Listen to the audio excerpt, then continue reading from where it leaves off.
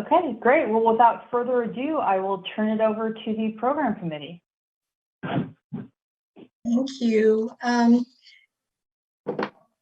So I first met Katrinka Hibler at one of our neighborhood get-togethers, league get-togethers, and this was her suggestion for a program on emergency preparedness. So Katrinka, you have, and I will turn it over to you to introduce William Baynum. Okay, thank you. Thank you. Hi, everyone. Thank you for having me today. And William Baynum, thank you for joining us. He's from Mason County Emergency Services. And we've kind of set up a program today where I'll walk through a small slideshow and have kind of an interview process with William about programs here in Mason County and things that we can do together. So just as an introduction, my goal for this presentation is to offer some tools and ideas that League of Women Voters could use to both prepare for natural disasters individually and to engage more fully with our neighbors. This presentation includes William with the emergency services and some curriculums that are available to work on preparedness for disasters, and also a little bit of time for a group discussion about how we can use these tools. So on the agenda, we'll talk a little bit about Mason County volunteer fire departments and emergency services. And then there's a program called 2 Weeks Ready that's for individual preparedness, and a program called Map Your Neighborhoods that helps folks get their neighbors together to prepare. And then again, we're going to talk a little bit as a group about how we can use these programs. So as I was thinking about putting together this presentation, I thought, well, I'll call my cousin, who's the fire chief up here in District 3, and talk to him about maybe things that the fire department might have information on, might want to give some workshops on, or how they could help. And he said, you know what, Katrinka, I don't have time to talk to you because I'm working 24/7, 30 days a month. My volunteer numbers have really dropped due to this vaccine mandate. And so, in realizing that, it's even more important for us as individuals to prepare for disasters, and also to do what we can to volunteer for our local departments and understand how those systems work. So William Baynum, hi, I saw you join. Can you say hi to us? You're probably on mute. Hello, my name is William Baynum. I'm Mason County Emergency Management. I'm here to help you guys answer questions, talk about some of the hazards you guys have here in Mason County, and try to assist you guys to be better prepared. Thank you so much for joining us. I was wondering if you could tell us a little bit more about how fire districts are functioning right now with the vaccine mandate and volunteer numbers and other. Well, right now with the vaccine mandate, it's hitting everywhere. It's not just hitting fire, it's hitting law enforcement and other positions, because people believe it is a choice, which, it should be a choice. And they shouldn't force it on you, obviously. But that's part of the reason why there's people don't want to take it. So they decide that they're gonna not stay in the fire service. Same with law enforcement. A lot of people have retired because they don't want to get vaccinated. And right now in society, if you think about it, you can't even get people to come to a regular job. I mean, there's a lot of employers that are trying to hire people, and they can't even find people. So yeah, it's tough now. Is it affecting our ability to respond to emergencies? Oh yeah, absolutely.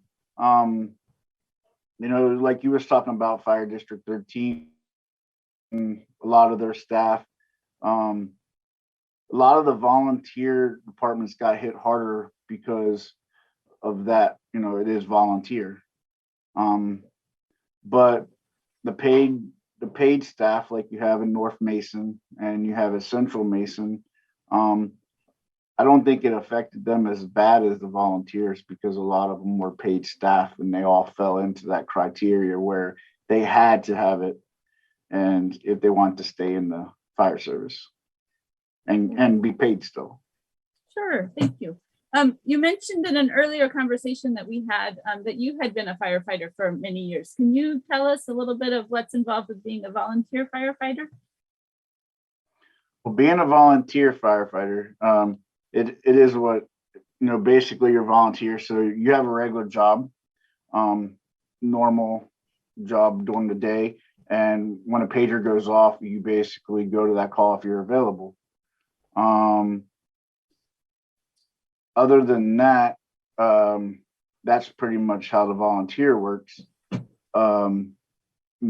You could be in the middle of the night, sleep in bed, and 3 o'clock the pager's going off, and you have to get up and go, help.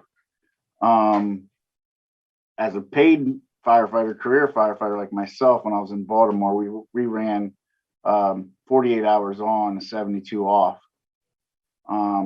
But we ran 15 to 20 calls in a day or in a 48-hour period. So there is a lot of training and a lot of, dedication. A lot of people that want to do it are dedicated to, saving their communities and helping their communities. And right now is a tough time for all first responders, not just here in Washington State. Sure. Okay. So I was wondering if you mentioned North and Central Mason being paid departments, and I have a map here of the fire districts in Mason County. Can you help us understand how the paid districts and the volunteer districts work together, and kind of the roles of both of those different groups? So technically, you have Central Mason, and Central Mason covers pretty much all of Shelton, all the way up to Allen, and all the way over towards Hoodsport, which that's where you'll have Hoodsport fires over there now, where District 18 and District 1 combined it to become Hoodsport Fire.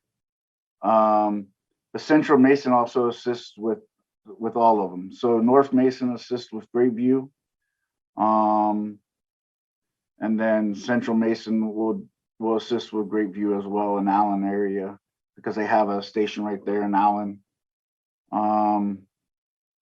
So with the shortage of people, everybody's kind of have to help everybody out. You got paid and non-paid members working together from different departments. Okay, thank you. And then how does Mason County Emergency Services fit into the emergency management system?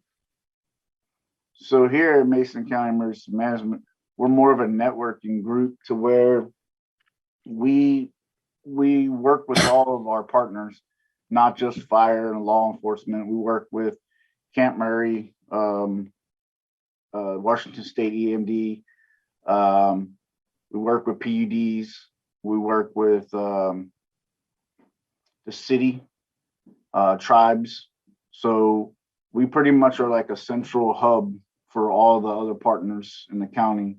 If they need any assistance for winter weather, we try to find them the necessary people that can assist them in whatever way they're looking for. Prime example is right now, some of you may be aware that the Skoke River is flooding, and we put out alert sense notifications to let them people know in the Skoke Valley that it's flooding, at the rivers at 15 feet. We let them know that roads are closed, anything like that. Plus we have our own comms unit in case if like the telephone service goes out or anything. We have ham radios that are all volunteer, that can also help get communication throughout the county to other counties. Thank you. Yeah, and then another question that I had was, I know that our local fire district is supported by a levy, But are there other ways that emergency services are funded, or is it all by levies? See, here in emergency management, a lot of our funding comes from grants. That's why there's only 2 of us here. I'm paid on grants, and if we don't get grants, I'm not here. So we face that every year.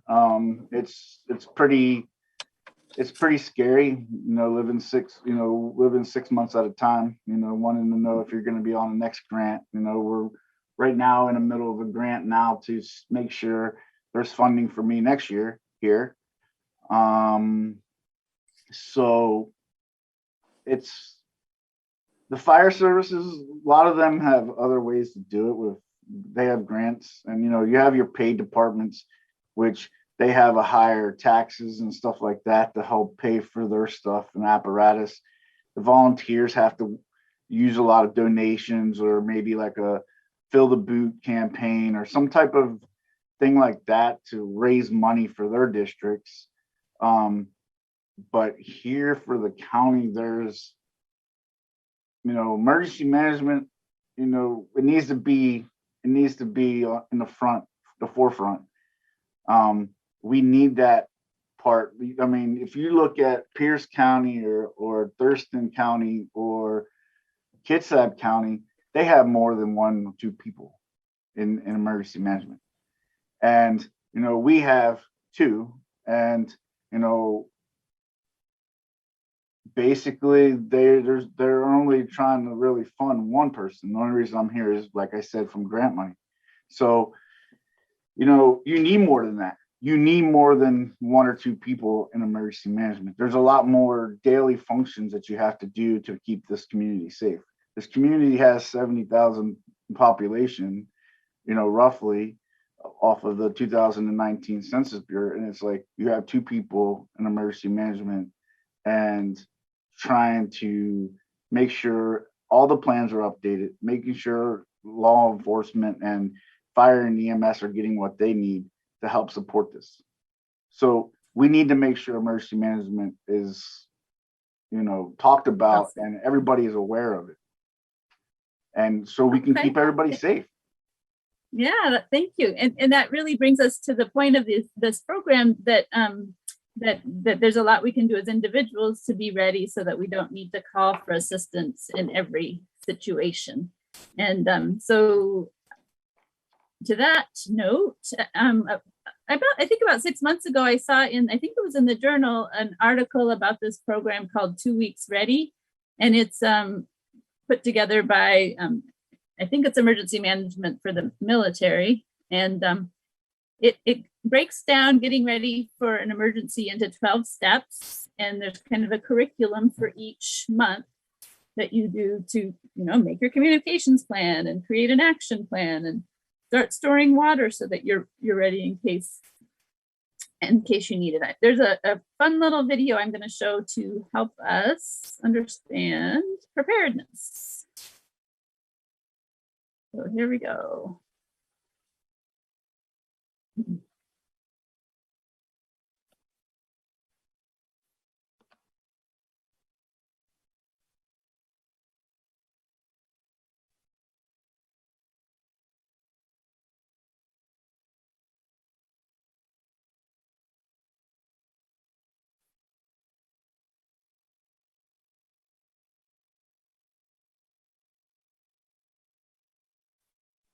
Katrinka, is there supposed to be sound for this? Does anybody else No, have sound? there's no sound, Cheryl. It's just Okay. illustrations. Are you not seeing the screen? I can see the screen, I'm just not hearing the sound, but I can see it closed caption, so.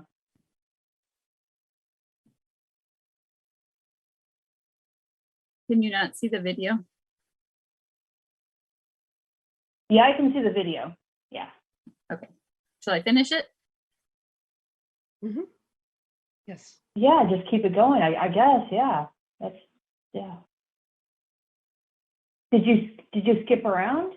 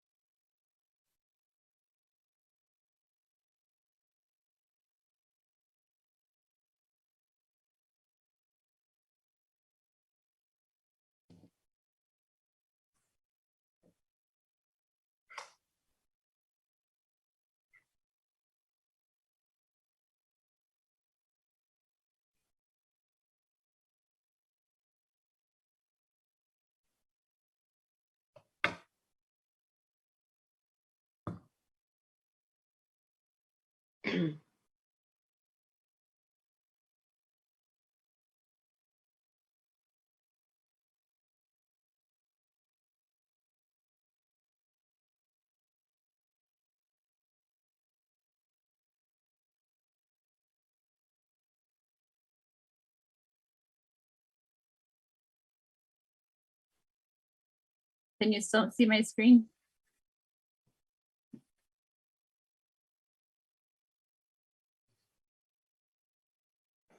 Yes, I can see that your slideshow is up for your copy, and then I have the 2 weeks ready preparedness program. That's it. Okay. Katrina, I'm gonna get that link to the video and put it in chat. And it was on the what page was it on? mill.wa. Yeah, I can send it to you in a minute.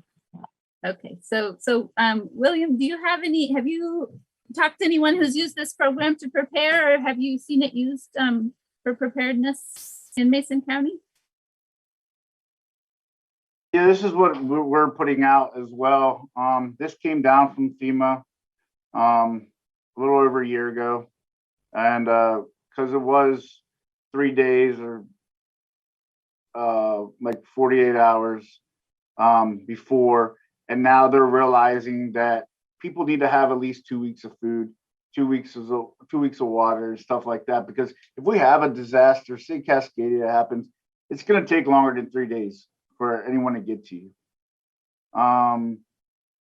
Depending on here, we have, I don't remember the exact amount, but we have at least 20 some bridges here in Mason County.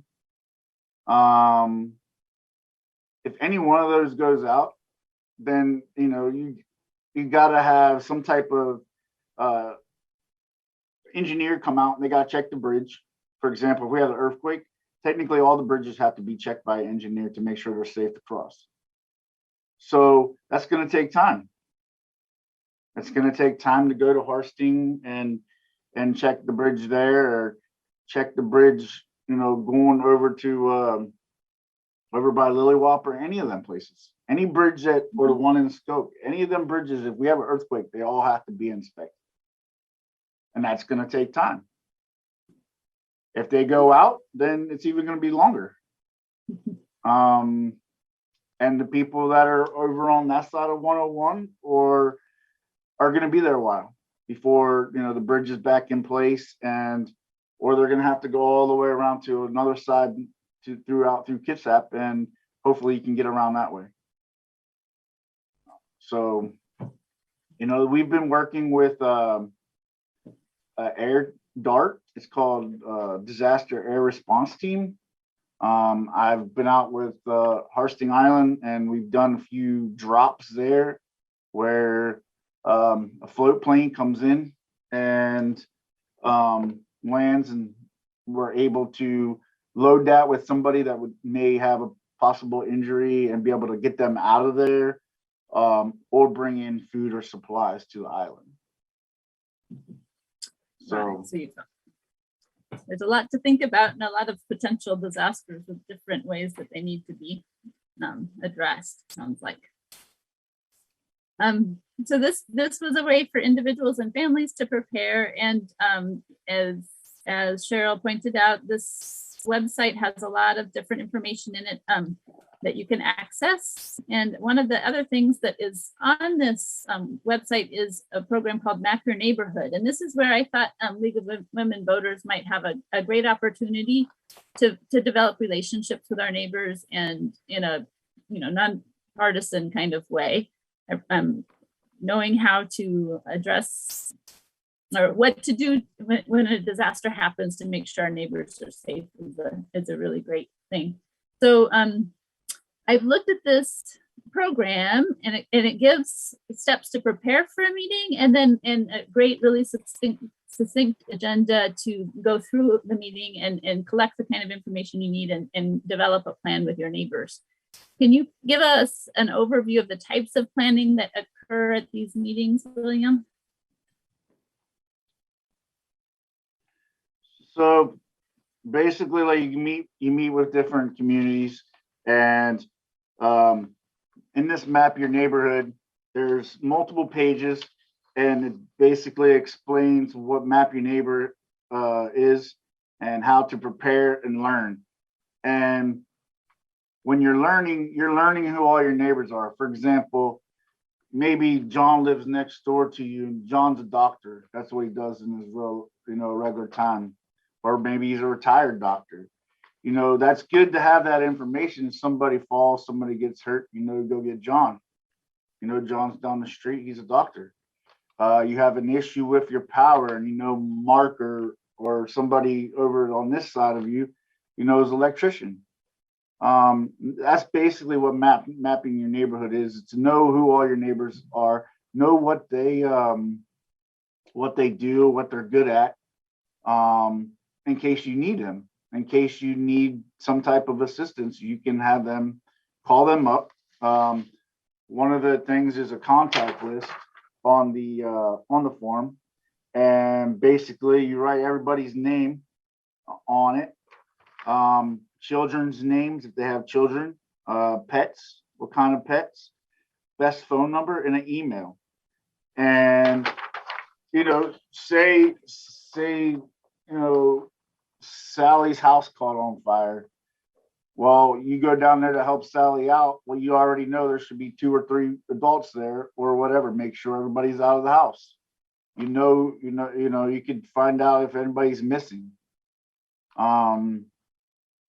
That'll also help if somebody's pet's running around. You'll know if it's Larry's down the street's dog's running, in your yard or whatever the case is. So that's what the map your neighborhood is all about, is just to know the immediate people that are living around you. Yeah, it's a great point about finding resources, and then we have this other little video. So I'm going to try and show another video that's similar, that talks about support networks. So let me know if it's not working.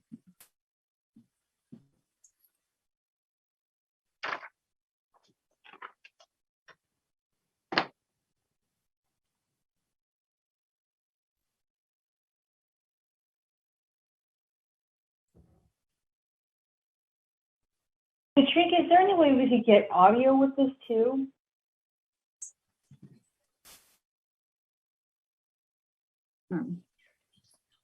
We'll just skip those. What was that, Joe? Is there any way we could get audio with this too? Oh, yeah. I don't know why the audio is not working. So I'll just send you the link, and then it's there on the bottom screen. You guys can watch them on your own.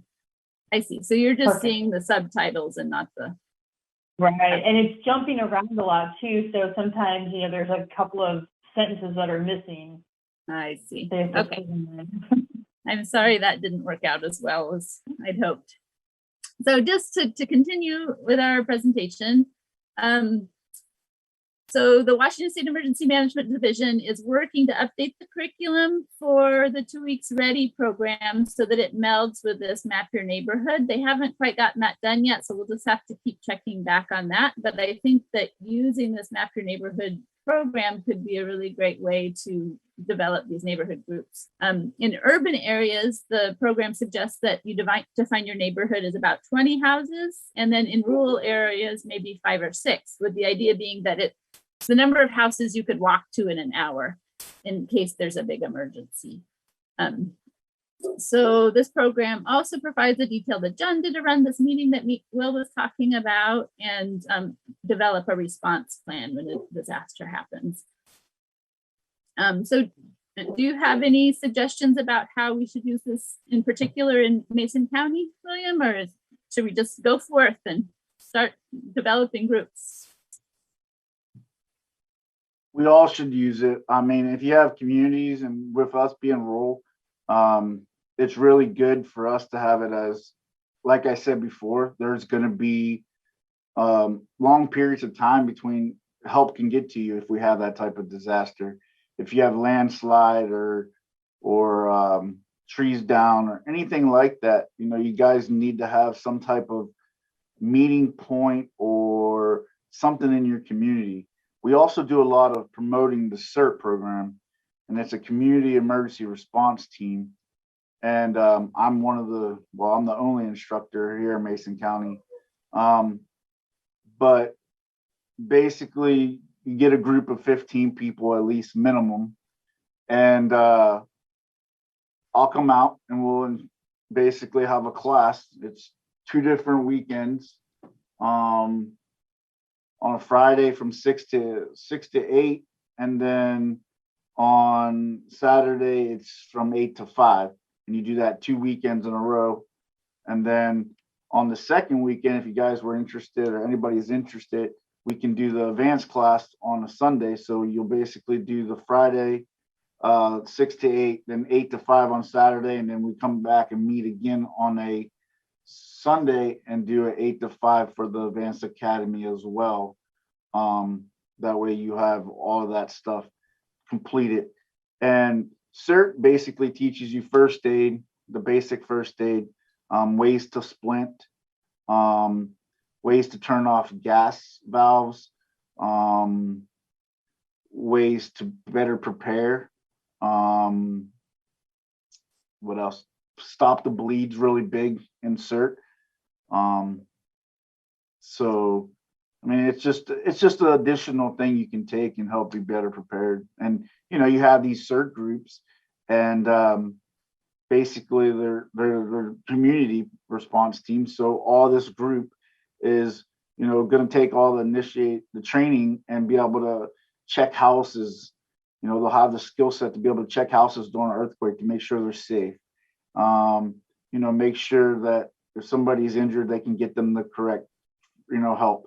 They'll be able to label them as, if they need immediate help or if they're delayed based, for example, if somebody's bleeding, it's obviously a major incident versus somebody that may be tripped and is not showing any outward signs.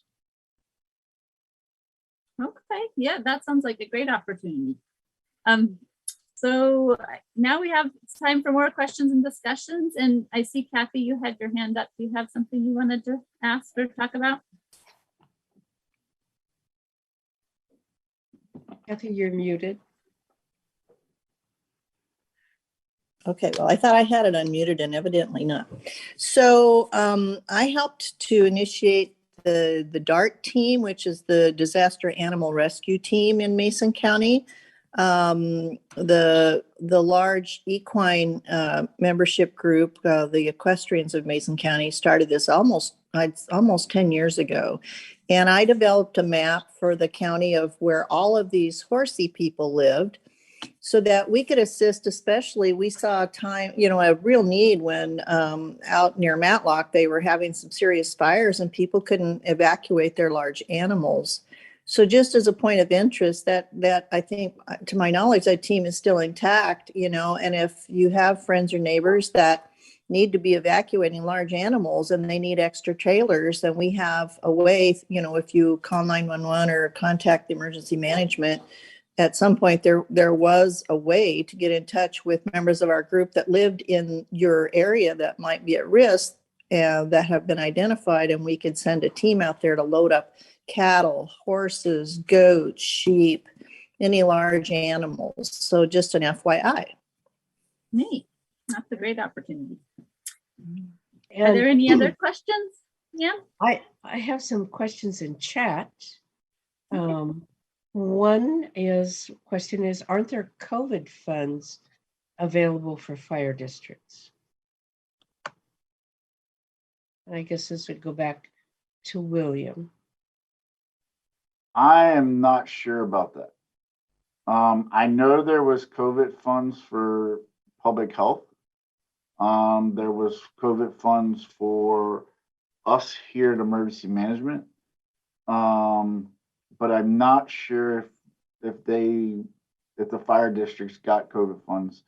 I wouldn't see why not, because it was pretty broad in the grant and stuff like that for when they declared the emergency. So I could look into it and I could give the information to Katrinka and she could give it back to you. Yeah, I know, I did go to the fire district meeting last week in my district, and they were handing out N95 masks to volunteers, and they had gotten a lot of equipment to help address that.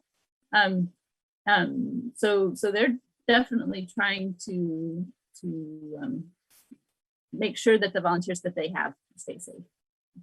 Yeah, and I know that here we had a lot of the PPE that came in from the state and the federal stockpile, and it came here. And early on, we gave majority was all to first responders. It was all to police, fire, anybody that was on the front line. We gave them all the PPE they needed. Now it's going more towards long-term care facilities and stuff like that, where they're having outbreaks and stuff like that. So it's slowed down. It's more available now to other agencies. So like the agencies are pretty much being able to order it on their own. Amy, did you have a question? Yes, how often do they hold the fire district meetings, and are they always open to the public? So in my district, they have a training meeting every Tuesday, every Tuesday at 7. And I think most districts are like that the volunteers go to. What I learned by going is that in my district, the requirement is that once you're certified to participate, you attend 10% of the meetings and you respond to 10% of the calls. So it's not a huge commitment. I think the training part is a commitment. You have to go through the initial to get certified so you know how to react to a call. But once you're certified, then it's not as much. And I've seen signs other places in other districts, oh, our meetings are such and such a night and, you know, please come. So I think that they want people to show up. So you don't have to go with the idea that you're going to be certified. You can just go just to learn. Yeah. Is that correct? Good. Sure. Yeah. Good. Deanne, did you have a Katrina, question? I have another chat question. Okay. Where is the logic in the boundaries for the numerous fire districts in Mason County? Do you have an answer for that, William? I do not. I don't know. I've been here 2 years, but basically that was put in before I was here, the way they did the boundaries in the fire districts and all that. And a lot of them all have you know, their own board and stuff like that. So I'm not sure how, you know, that all came to play. The insight that I could share is that my district, which is Fire District 13, is all along Coquitlam Road. And so I think that, you know, that area made sense to have in one group because you cross, I mean, it's oriented around the access routes. And then I also know that my family has been involved with the fire district in this area since way back. And I think it's kind of a cultural thing that I bet it was kind of like the Grange, you know, they got established as kind of a social and an important system for communities to take care of themselves. So I'm wondering if that's part of it. But anyway, and population plays a big part as well, because you don't want, you know, you have a big area, for example, Cushman, you know, it would take Central Mason forever to get to Cushman. So it makes perfect sense to have a fire district up there.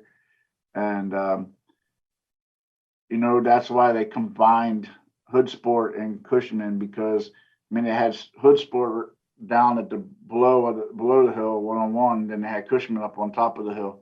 So now they just combined them both together. So they both are running like mutual aid, but it's all one department, but 2 stations. Do you have a question, Randy? Hi. My fire district is looking for volunteers, and I'm thinking about it, but I'm a geezer I'm not as physically capable as a young guy. You think I should bother or not? I also wanted to mention my insurance company, my homeowners company. It was interesting. Right after I was in a climate change meeting, they were talking about preparedness. And the insurance company sent me a letter saying they would provide all these things that they were talking about in the meeting as far as preparedness. And once the leaves are down, I always clean out my gutters, which I'm dreading, but that's one of the services they offer. Last question. When you were in Baltimore, did you ever go to the great Indian buffet and the Indian restaurant in Little Italy? Thank you. Little Italy. No. I did not eat a lot of food there because usually, like I said, I worked the 48 hours and I was off and I was ready to go home. There was no time to like just stay and hang out.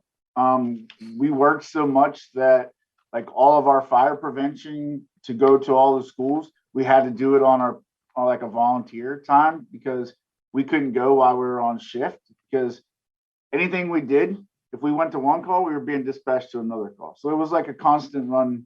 So once you had the 48 hours, you was glad to be off and go have some free time and relax. So I didn't really eat there. We used to just go and stop at the local grocery store and grab some food, kind of like what they do Central Mason. They'll go up to Walmart or whatever, but that's pretty much all we did. We never had really time to sit down and eat somewhere. But I also like to mention something for preparedness is since we do live in a rural area, is the defensible space. Defensible space around your home is critical as well. That way, if a fire does break out, you know, you have that buffer zone per se to make sure that the fire is not going to reach your home. That is also a thing that we talk about here in emergency management is FireWise. It's FIRE space WISE. You can go on that website and it'll also point out and show you the defensible space around your home and keeping things so they're not accelerants to help spread the fire. So yeah. Nice. And- That's great that you brought up Firewise. I know I used to work for Mason Conservation District, and they have foresters on staff that will come out and talk to you about forest health on your property, and also how to prepare for a forest fire. So that's another resource you can use. Do we have Linda? Linda, did you have a question? Yes, I'm curious how you get new volunteers. How do you advertise for them? Do the people who are paid, are they responsible to go out and find volunteers? If there's a shortage, that should be a priority of the way you get them. I don't know how that happens. Well, I know from experience, like getting volunteers, usually go to the school, go to the high school and go to your high schools, local high schools, and, you know, basically set up a booth. Like for the volunteer departments, you just go there and set up a booth, ask the school board or whatever, if you could set up a booth during their lunch times or whatever, and let the kids come by and, you know, hand them some type of information. That's when you want, and then, you know, if you get these kids, I started real early. I was 13. My dad was a fire chief at the one department as a volunteer. So I was there and, you know, I rolled hoses because I wasn't big enough to do anything else at the time, or washed the truck. I mean, you get these kids at the younger age, it keeps them out of trouble. It gives them something to look forward to. So my suggestion would be go to your high schools, go to the local high schools, talk to the kids, give them some type of information that you have about your department, and get them interested in it, you know, and it will, you know, help them, keep them on track, make them a better person in society when they see what they can give back to their community. But whose responsibility is to do that? Well, I mean, if you're a volunteer department, I mean, the chief can Chief? designate somebody to basically go do it. Volunteering, if you're a volunteer, it's harder because it is volunteer. But if you have somebody dedicated to that department and, you know, they want to help as well, you know, put that out there and be like, look, you want to go spend an hour or two at a local school and, you know, hand out this information to try to get volunteers to come to our department. You know, explain to them the training that has to go on, you know, just give them some type of fun information that's gonna wheel them in to want to do it. You know, show them the positive things out of it, and you know, show them that they're giving back or helping their family members or whatever the case is. I mean, if you're a first responder, as myself, and I put almost 20 years as a structural firefighter slash medic with Baltimore, and I volunteered in that time before. You have that drive in you that you want to protect people, and it grows the older you get. It's still, you know, now I'm sitting behind a desk, and now I have a real good understanding of what goes on out there on the front line, and now I can sit back here and work my plans and help the fire service, you know, better while they don't have the time to do it like I do. If they're on going and going and going, I'm here, I can help make plans and, you know, look at things and be like, look, maybe we should do it this way. Technology changes. There's always ways to better things. And so, you know, that's that part. But I think you're going to have to designate somebody from a department to go. I mean, you look at Central Mason or North Mason, they could do it. I mean, they have people on call all the time. So, I mean, they could just run up there at a school and sit there for an hour or two or whatever till they get a call and leave. But the volunteers is going to be more challenging, especially to find somebody that's really dedicated to doing it. Thank you. So, yeah. Amy, did you have another comment? On the map your neighborhood, how do you get the information for those maps on each individual and what their particular skill might be? And how easy is it to get that information and to have people participate in that? So what I would do is if I lived in a community with people close by, I would put a sign out or contact them, go to their house and be like, look, this Friday night, we're going to have a meeting and, you know, we're going to get to know each other and hand out some type of flyer, you know, attach it to their door and have them fill it out and tell them you live at such and such house. Have them fill out how many people live there or whatever. Just try to explain to them what you're trying to do and tell them what you do. But you're going to have a group of you that's all on board of wanting to do it. I mean, you can't do it just by yourself. And, you know, they're going to think, well, why is this person wanting to know all of my information? You know, you're going to have to explain, you know, this is what we're doing. You know, I'm a nurse or whatever you are.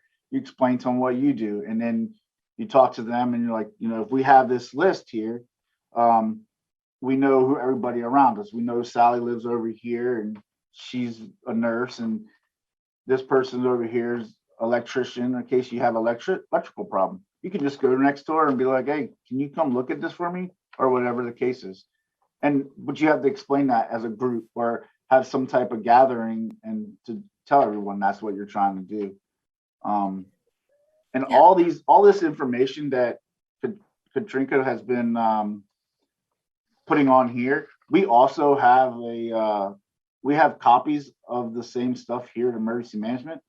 So you can come here to Public Works and just come into Emergency Management here at Public Works building, and we can give you all this stuff, this booklets. We have preparedness guides. We have Map Your Neighborhood. If you want a digital version, I have it on a thumb drive. And I'll give you the thumb drive, which has all of our contact information. So, I mean, we have a lot of this information all here. So it's right at your fingertips. And for people who don't know, Public Works is on the corner of 101 and Dayton Airport Road. Correct. Thank you. How about if we have one more question and then we'll kind of wrap it up so that we don't go over the hour. What's up, Nancy? Do you have a comment or a question, Nancy? I actually do. I was a little intrigued with your comment about your first responsibility in emergency services is to help. And I'm very involved in the climate change committee. And now that we're seeing flooding and mudslides and those things, and the same thing with, we haven't conquered COVID in Mason County.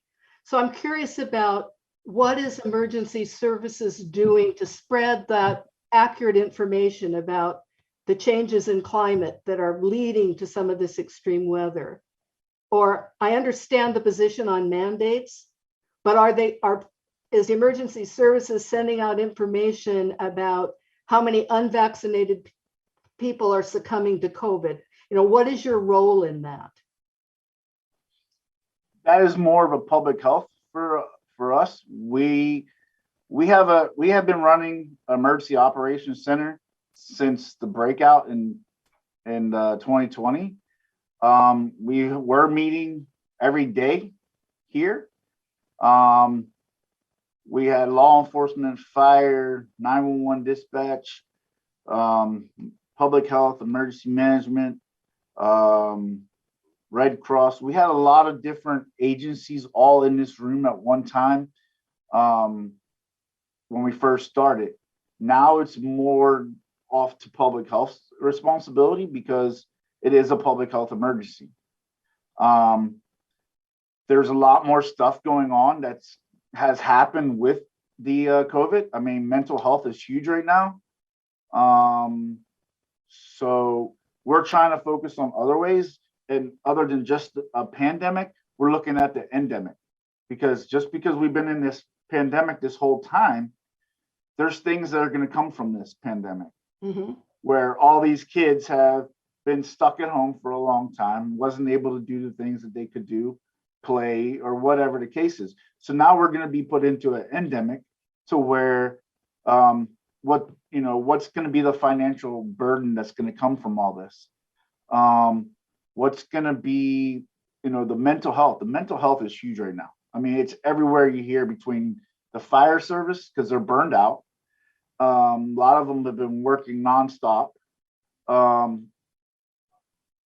So here in emergency management, we're trying to focus on other things as well, because yes, COVID's there and COVID hasn't really slowed down, but there's other things that are going on in life as well, like you're saying, like the floods. Mm-hmm. And landslides. We've already had 6 or 7 landslides, and technically we're not even in winter yet. Right. So do you feel that there is an understanding of the connection between some of the climate issues and the weather we're seeing? Do you think that message is getting out at all through your agency, or is it someone else's? Climate Change Committee and the League, of course, is a very important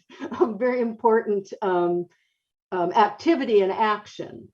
And so I'm just curious as to sort of where you see that information getting out, that there's resiliency and climate adaptation that may resolve some of these issues that you're fighting all the time, obviously, with floods and mudslides. Yeah, and I think it's crucial that the climate change is there. We've seen it throughout many states already that are experience weather and things that they haven't in previous years. So that's definitely a real thing going on. But here in emergency management, we haven't really discussed the fact of climate change, as we follow more of what the county does. As a local government, we try to focus on everything that does, our county. you know, we have to follow the state's mandates as much as possible and do what they want us to do. But we also try to do what's best for the county and our people that live here as well. Okay, thanks for your answer. Yeah, thank you, William. And I think I just wanted to kind of give a little overview. I had some more discussion questions, but we're getting to the end of our time. So I just wanted to kind of share my vision and see if there's anyone who's. Excuse me, this is Cheryl. We actually have till 1:30. Oh, I don't. I have something I have to do at 1, so I'm sorry. You got it. Maybe you guys can continue discussing. But Yeah. I just wanted to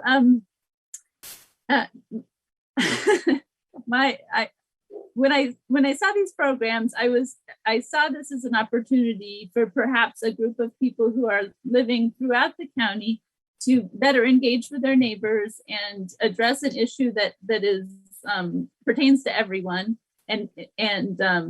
So I was thinking that it might be a great activity to do as a group and kind of form a leadership team of folks who are interested in going out and doing this Map Your Neighborhood program. And so we could get together as a group and talk about how we're going to do that first step of going through our neighborhoods and identifying that area and who we're going to be working with, and then kind of get together each month and work through that 12 steps of 2 weeks of preparedness. And so I was, if you're interested in doing that with me, I have my email up on the board here, or you could just send it to the group or whatever, and I will respond and come up with another time to meet and discuss it further.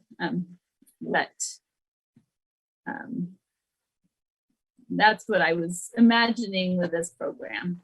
And then here's the link to the preparedness website and also William Baynum's contact information if you're interested in getting a hold of him in the future as well.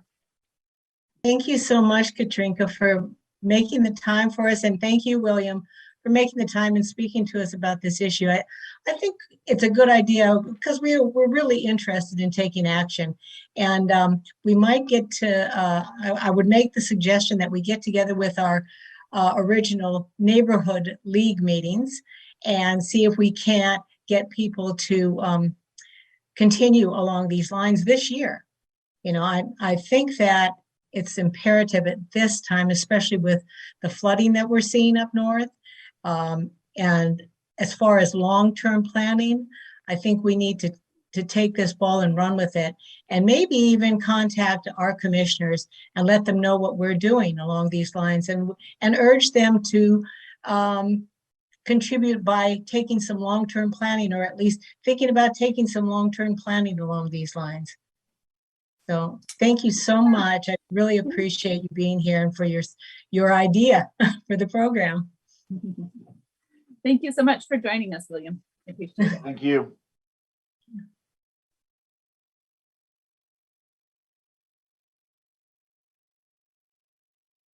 Okay.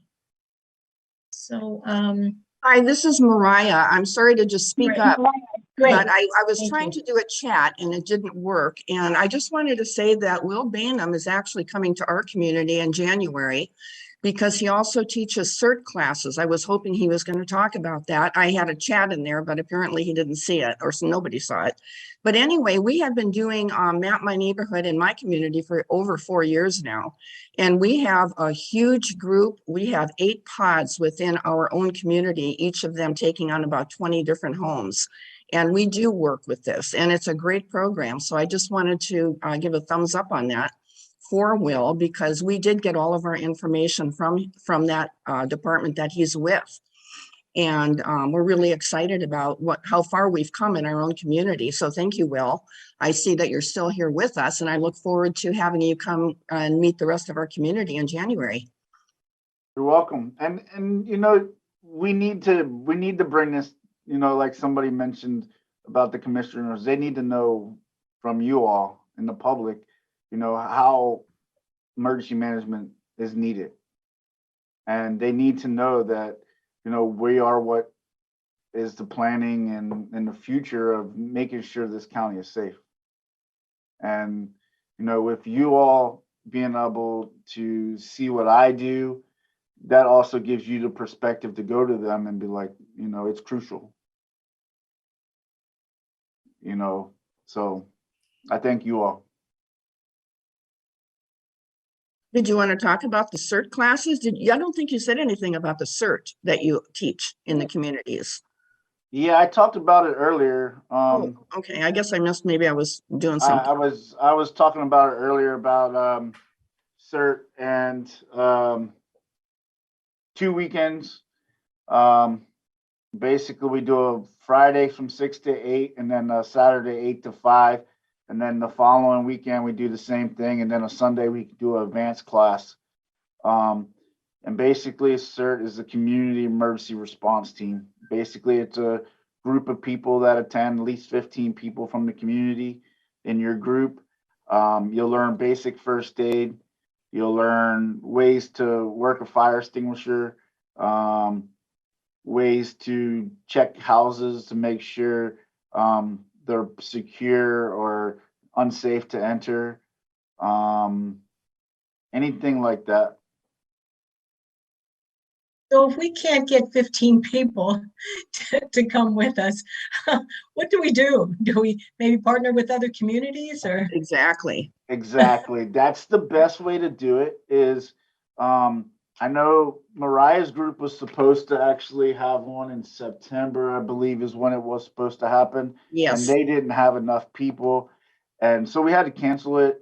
And the 15 people is not my doing. That's what the CERT program and FEMA brings down, that they wanted to make sure that there's at least 15 people to make sure it's worth it. So the best way to do it is to maybe get a couple neighborhoods or however it is and keep them close so you all can still be within the vicinity of each other, and you know, you can help them and they can help you. So I mean, that's what I would do. Yeah. You know, one of my main worries has always been sort of maybe flooding, but we don't talk about this enough, and I think it's earthquake preparedness too. You know, we are going through climate disasters, but we've got that earthquake on the horizon. Just because we haven't had one in a long time doesn't mean it's not out there. And so I would really urge people to take a look at that and just be prepared. You know, it eases your mind a little bit when the time comes. Yeah. I'd also like to, if you can, oh, I'm sorry, if you can hear me, this might be a great time when we do, whoever does the journal write-ups, to encourage the journal to partner with us in redistributing their preparedness guide that they have distributed in the past. Might be good timing. Good suggestion.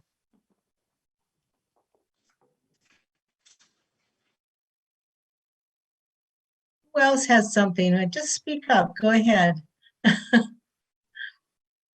Can I, I just want to mention, I talked about my insurance company sending me, they're actually free of charge doing these, a lot of these preparedness things. And they're not doing that because they care about me personally. Their number crunchers probably said, if we do this for free, it'll cost less than paying for disasters like earthquakes and fires, stuff like that.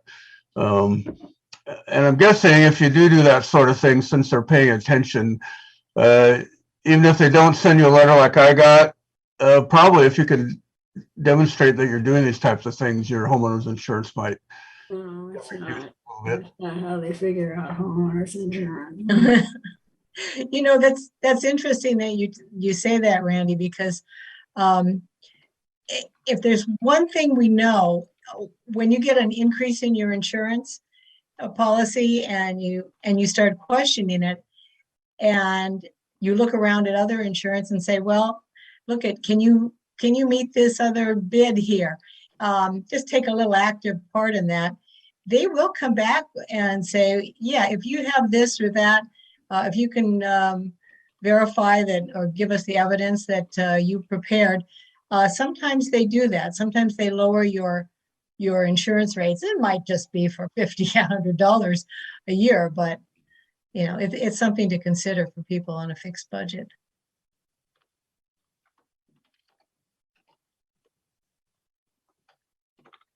Hello? Hello, yes, Linda.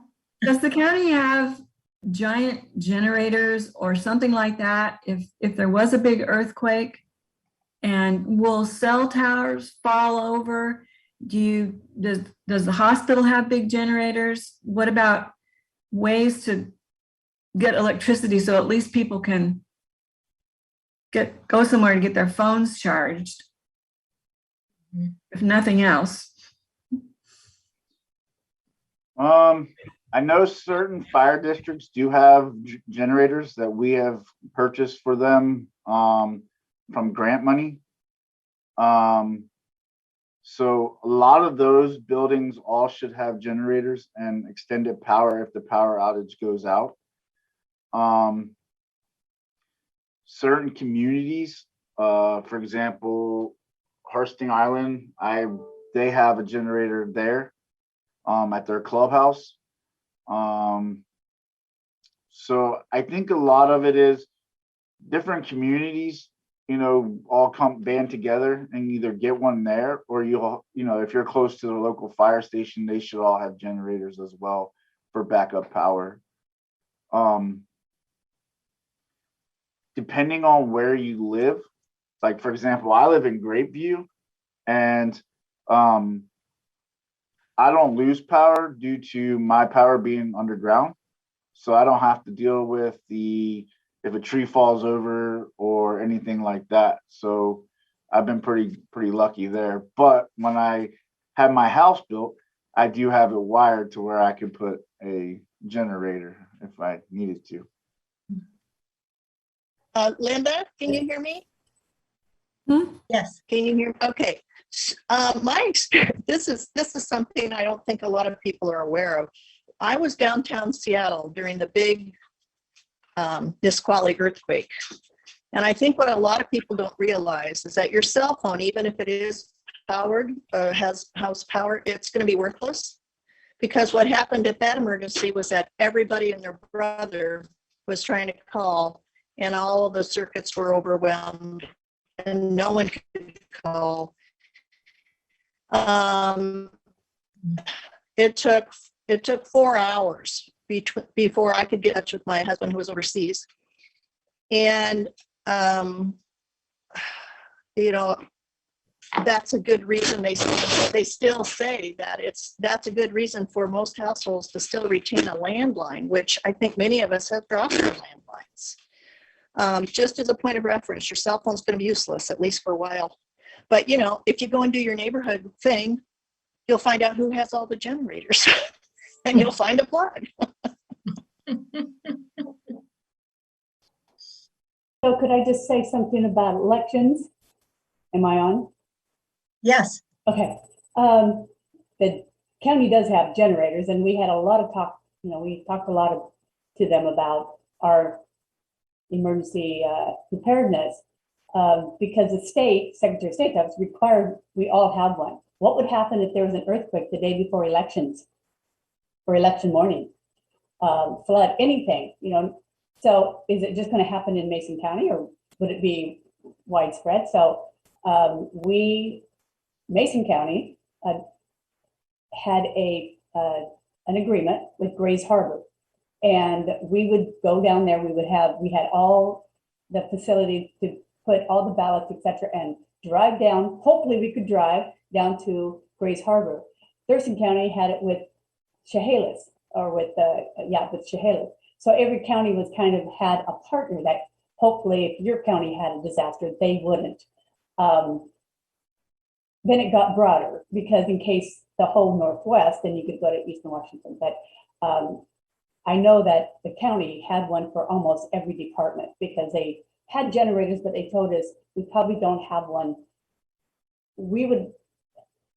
It's our priority. You might not be our priority, so have get your own, maybe another county, because they would be thinking about the health of the people, not so much the election. But we all had to have one, and gave you a peace of mind, because if that happened, you don't want to be unprepared the day before an election. So. Hello. Hi, Connie. There was a wonderful program on Sunday morning, CBS, I believe, that talked about a neighborhood where one gentleman had solar power for his entire house and was able to support his entire neighborhood via his solar power. Everybody came to him to charge their phones. Everybody came to him to a neighbor who needed oxygen, ran an extension cord from his house to where they could use their oxygen concentrator. So it might be another thing to think about when you're mapping your neighborhood. Are there resources like that? Not just generators, but solar power. And his mission was to tell business that they should become community centers for disasters with available solar power for the community. For instance, City Hall.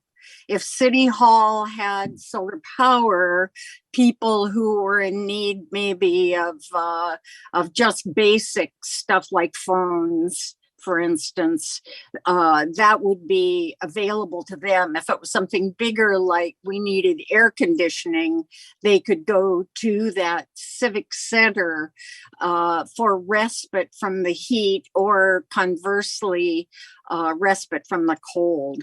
It hadn't occurred to me before that would be a resource in that quite that way of a disaster, but it is worth talking about, I think, to figure out where in dire need people could meet some of those necessary problems. Thank you, Connie.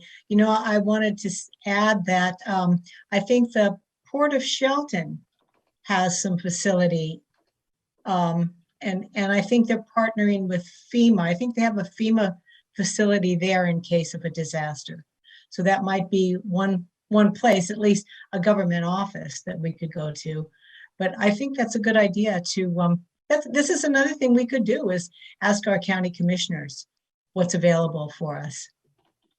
Great. Anybody else? I thought that was interesting. I have some folks in my neighborhood that have solar powers, but the way I understand it, they don't actually keep the power. The power goes to the PUD and then it's reflected in their bill. So if there's an emergency, is there, and I'm going to ask them, is there like a process where they get to keep the power to help out the neighborhood folks, like Constance? You can store it in batteries. You buy batteries, you store the power, then it's able to be used anytime.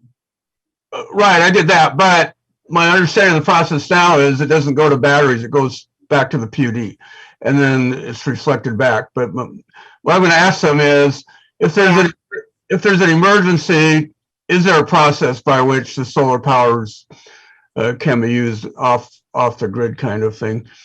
I'm also going to mention, I was in a high-rise building in Seattle, and they had the Nisqually earthquake. It was interesting because I was about to say something in a model I was working on, and things started shaking.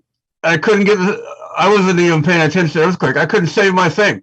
Anyway, but I found out later, it's interesting, the modern high-rise buildings in Seattle, probably elsewhere, at their base, they actually have wheels. And earthquakes, or if there's a lot of wind, the building actually can move side to side so it doesn't blow over or whatever. I thought that was interesting. Thanks. I have a question, Amy. Go ahead. For William. So all of this discussion about the city and the county and so on, isn't there already a county or city level plan in place? We've been talking about individual neighborhoods. But has the emergency management already have a plan in place that's kind of for the downtown area or using county and city buildings? Yeah, we already have one for the county. We have a plan for like everyone that what if we had to evacuate from a certain area of where they would go, or if you need to shelter in place. We have all that for what we would do if we need to. If the sheriff's office would come to the houses and tell people they need to leave for, say, a wildfire or something like that, where you would have to leave your home. We have that places where we can shelter people in schools, and we have agreements basically with school districts that you can shelter the people. The city has the same thing as well, which we can both look at everybody's plan. For example, we look at the tribes, the Skokomish and Squaxin. We look at all that stuff and make sure that we all have some type of agreement to where we, all on the same page, and we're not doubling over somebody else's. The biggest thing for this community and Map Your Neighborhood is primarily for the public, for everybody that's out there in the area, to where we can get to you, to where you're better prepared until government and local government and first responders can get to you all when a disaster happens.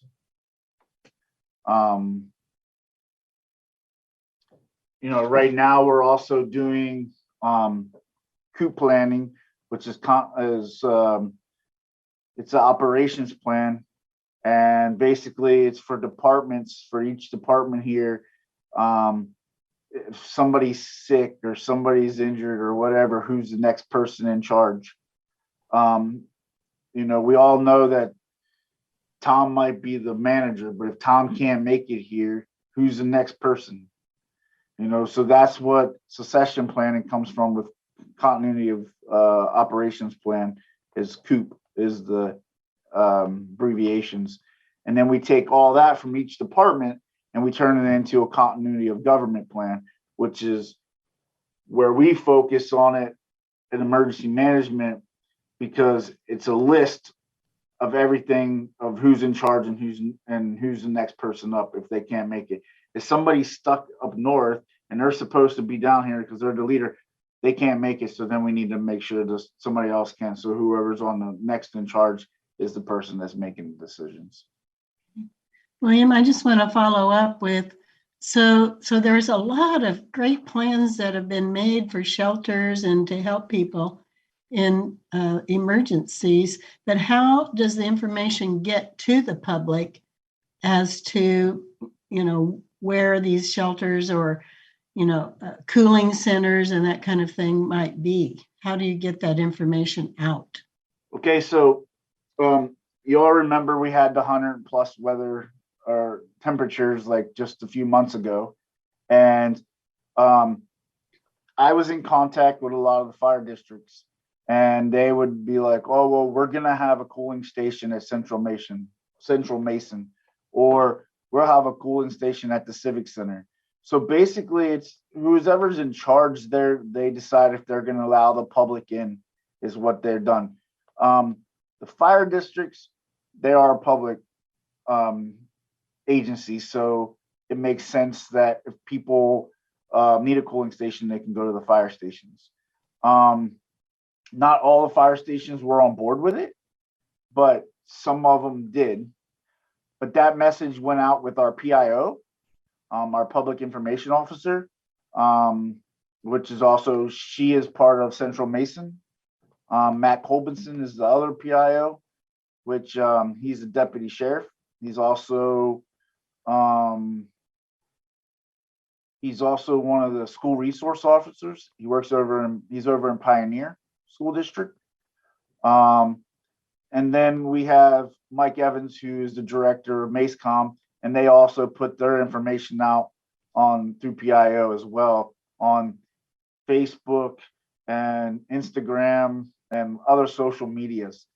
But I know that we're working on that audience that doesn't do social media.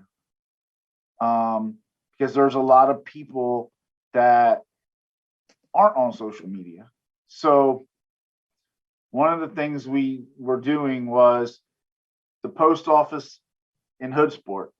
We were taking flyers, and I was personally driving my vehicle down to Hoodsport, and I was tacking them on the board down there of showing where the cooling stations were, or I was giving them to the fire chief when they came, and they would put them out there to either the post office, because majority of the people in the community, if you have a post office box, you're going to see it. It's going to be on the board. Everybody goes in there, you take a look and see what's on the board. Maybe somebody's dog's missing or whatever the case. Everybody looks at the board. Everybody looks at the window when you open the door. So you put that stuff out there, and it helped a lot of the people in Cushman because they don't have internet and stuff up there. So we're working on a better way of being able to get the information to the public that's not social media driven. We just haven't completely found the right method. And with only having 2 people here, and me just being on, grant money to every 6 months or whatever they can figure out, it's tough when you're going to have 1 person. How is that information going to get out and get delivered? So hopefully they can, the commissioners and everything, we can get this changed around and they can see what emergency management does for the public. But, I was basically driving letters to different areas and putting them in the post office because I know there's that group of people that don't get on social media. So, but we're still working on it to try to find a better way of doing it as well. Thank you. Thank you so much, because it sounds to me like if our league members in our neighborhoods are interested in map your neighborhood and working with our neighborhoods, that the fire districts and these PIOs that you talked about and you are going to be really important parts of that whole project and working together with these neighborhoods. Correct. And PIO stands for Public Information Officer. So I wonder if you've ever thought about partnering with the businesses such as, because during a heat wave, everybody goes to the store. So you go to Walmart, you go to Fred Meyer, Safeway, any other stores that people would go to, and partnering with them to get the word out at that time. That's where a lot of people go to cool off or just to get, needed water and whatever. Well, we didn't really partner with them, put them out there as, single them out as Walmart or Fred Meyer. We put out there, maybe it'll be a good time to go grocery shopping or whatever, because as a, government building, we can't just be siding on different stores or wherever, go grocery shopping or go to the mall or whatever the case is. And then, it's at that point when that happened, when we had 100+ temperatures, we're still dealing with COVID now, but we were still dealing with it then. There was limit on people that could be in the buildings. Right. So, we were trying to make sure that the, requirements were still being met when we were putting these memos out to these places. So, there wasn't a whole flock of people going to one place. And then now people that actually need to go there to get something can't because people are just walking around window shopping to say cool. So, well, I was just thinking about putting up a notice at those stores as to where they could go. Not everybody goes to the post office, but most people do go to the grocery store. So I just thought maybe a notice, if you could ask them, if you could just put a notice even on their front door as to where to go, to direct people. Yeah. Just a suggestion. Yeah, the problem with that, Amy, is that Fred Meyer's and Safeway's and Walmart's bulletin boards are all at the back, by the bathroom. So you don't see them as you go in there anyway. So there's I thought about putting them on their door. Right. Yeah, let's work on that. Yeah.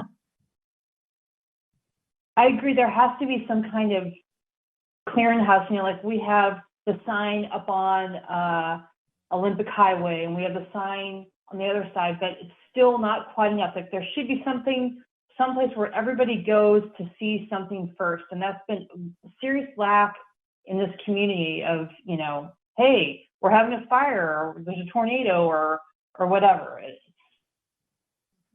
kind of a strange thing about this community. I don't know.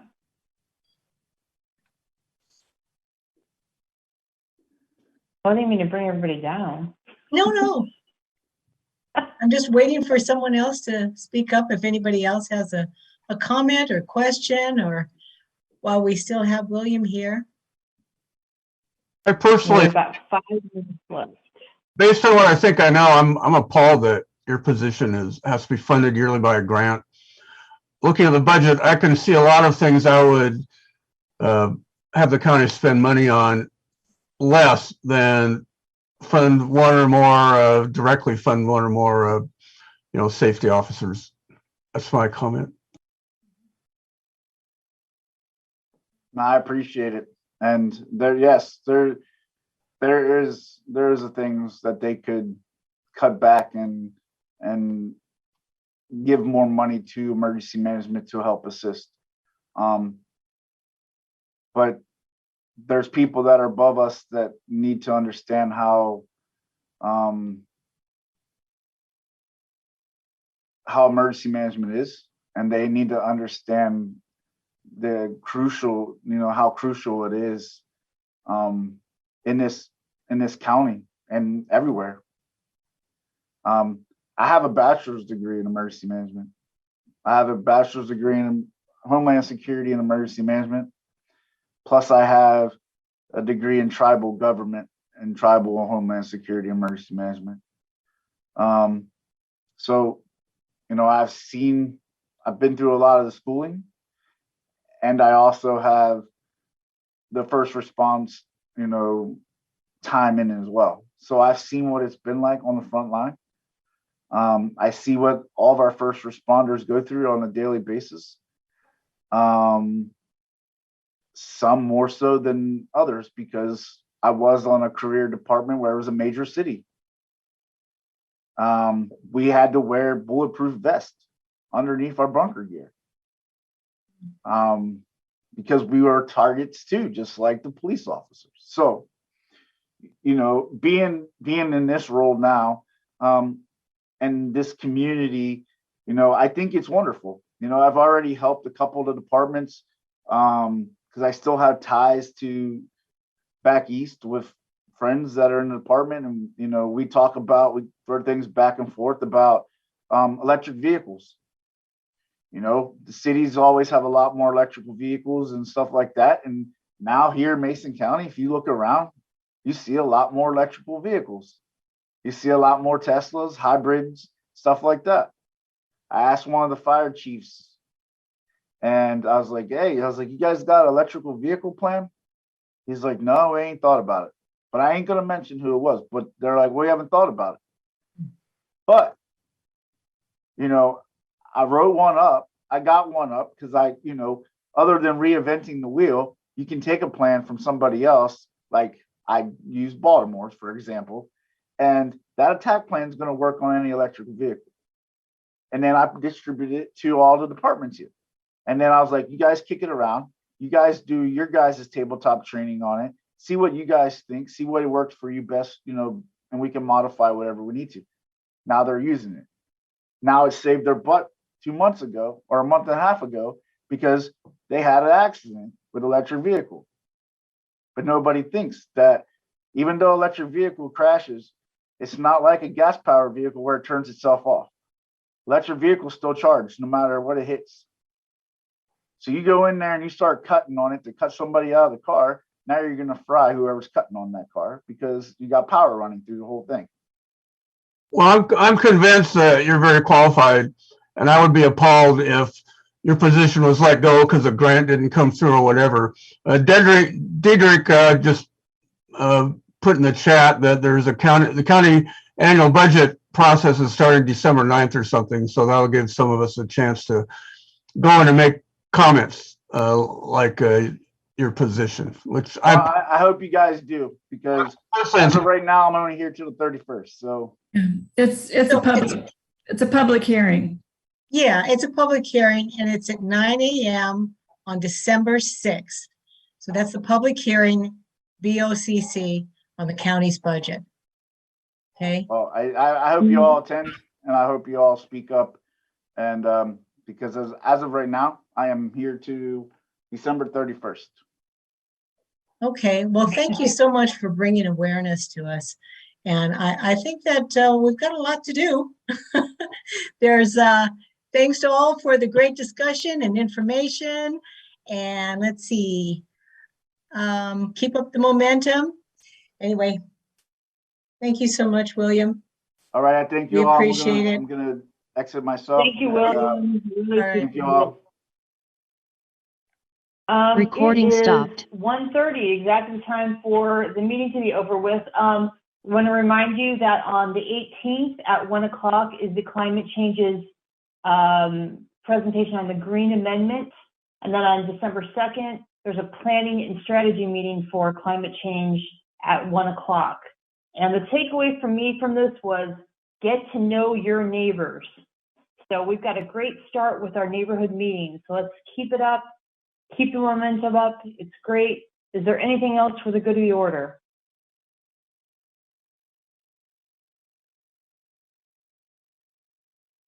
Okay, well, hearing none, I will declare this meeting adjourned.